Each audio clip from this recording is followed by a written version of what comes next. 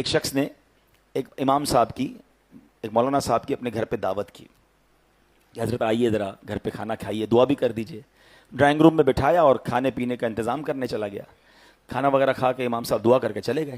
بیٹا آیا، کہتا ہے ابو جان کمرے میں کون آیا تھا؟ کہا امام صاحب آئے تھے۔ کہا میرے بہت سارے پیسے پڑے ہوئے تھے، غائب ہو گئے ہیں۔ کہتا کیسی بات کر رہے ہو، امام صاحب ہیں، تم نے کہیں بھول گئے؟ نہیں ابو میں نے یہیں رکھے تھے۔ بڑا پریشان کیونکہ پیسے زیادہ تھے، ٹینشن میں آ گیا۔ ابو کو سمجھایا، ابو کہ میں تو امام صاحب سے بات نہیں کروں گا، اتنی نیک شخصیت ہے، کوئی امام صاحب چوری کرنے تھوڑی آئے تھے، تم نے کہیں رکھ دیا ہوگا۔ کہتا نہیں ابو یہی رکھے تھے۔ بہرحال دل میں اس نے رکھی بات، پیسے زیادہ تھے، یاد تھے اس کو۔ 6 مہینے، سال بعد، 1 سال بعد پھر انہوں نے امام صاحب کی دعوت کی۔ بچہ تو بچہ ہی ہوتا ہے، اس کو اپنے پیسے یاد تھے، ابو کو دعوت یاد تھی، بچے کو پیسے یاد تھے۔ جیسے امام صاحب آئے تو ابو کھانا لینے گئے تو اس نے کان میں امام صاحب سے پوچھ لیا، امام صاحب ایک بات کہوں، ناراض مت ہوئیے گا۔ بولو بیٹا کیا مسئلہ ہے؟ کہا پچھلے سال بھی آئے تھے نا، میرے کچھ پیسے تھے، بڑے زیادہ پیسے تھے، آپ جب سے گئے وہ پیسے نہیں مل رہے، آپ ناراض مت ہوئیے گا، میں آپ کو کچھ کہہ نہیں رہا، آپ کو نظر آئے تھے۔ یہ سن کر امام صاحب رونے لگ گئے۔ اتنی دیر میں والد صاحب بھی آ گئے۔ بیٹے نے کہا میں نے امام صاحب سے پوچھا ہے، وہ تو رو رہے ہیں۔ کہا دیکھا میں نے کہا تھا نا تمہیں نہیں کرنا تھا، امام صاحب کو کتنا دکھ ہوا، آپ معاف کر دیں، ہم آپ کو چور نہیں کہہ رہے، بس یہ بچہ تھا اس نے پوچھ لیا۔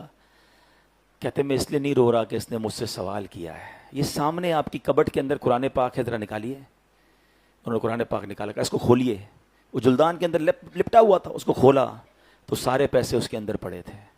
کہا بیٹا جب کھانا لینے آپ کے ابو گئے نا تو پیسے بکھرے ہوئے تھے، میں نے پیسے سمیٹ کے قرآن میں رکھ دیے کہ روز تلاوت ہوتی ہوگی، آپ قرآن کھولیں گے آپ کو پیسے مل جائیں گے۔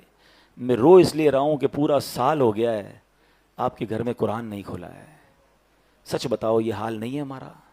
موبائل روز کھلتا ہے، بلکہ کئی بار کھلتا ہے، نماز میں بھی جی چاہتا ہے کھولنے کو۔ ابھی بیان کے دوران بھی کئی لوگ چیک کر رہے ہوں گے، چین نہیں آتا۔ نیا سافٹ ویئر آ جائے، نئی کوئی اپلیکیشن آ جائے، خود ہی ڈھونڈ کے اس کا ٹیوٹوریل بھی ڈھونڈ لیں گے، اس کو یوٹیوب پہ بھی سرچ کریں گے، 4 دوستوں سے بھی پوچھیں گے یار اس کے بینیفٹ بتاؤ، اس کا طریقہ بتاؤ، میں آ رہا ہوں تیرے گھر پہ بھائی، مل کے سیکھتے ہیں کیسے کرنا ہے۔ آج کل آرٹیفیشل انٹیلیجنس کا زمانہ ہے، کیسے سرچ کرنا ہوتا ہے، کیسے سب کر لیں گے۔